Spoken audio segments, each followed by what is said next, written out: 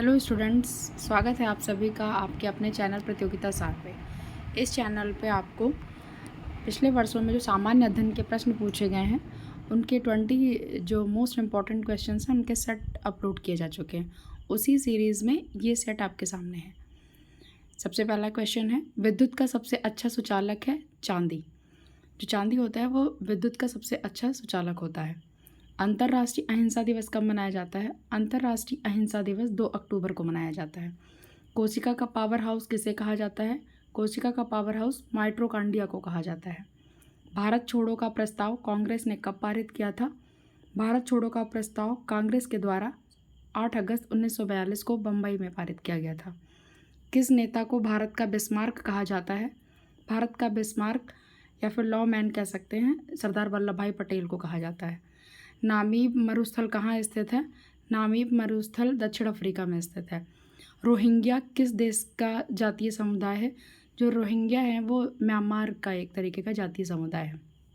सिंधु सभ्यता की प्रमुख फसल कौन सी थी?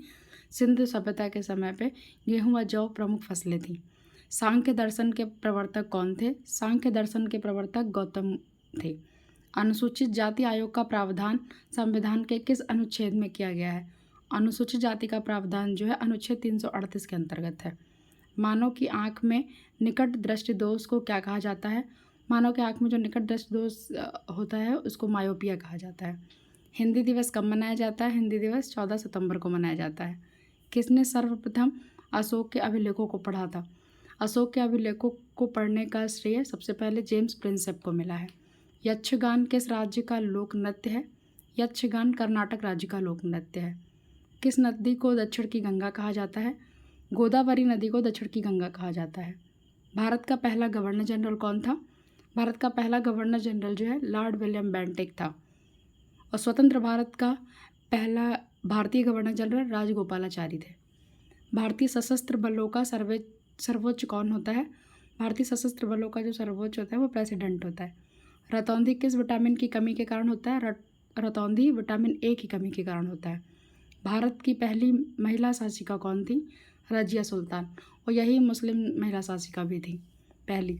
इनकलाब जिंदाबाद का नारा किसने दिया था? इनकलाब जिंदाबाद का नारा हसरत मोहानी के द्वारा दिया गया था, लेकिन इसको सबसे ज़्यादा फेमस भगत सिंह ने किया था।